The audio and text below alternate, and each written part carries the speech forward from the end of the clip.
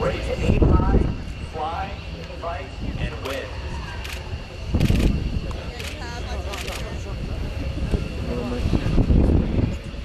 Again, on behalf of the United States Air Force, the Commander of Air Combat Command, General William M. Fraser III, and all the men and women of Air Combat Command, we thank you for your attendance and continued support.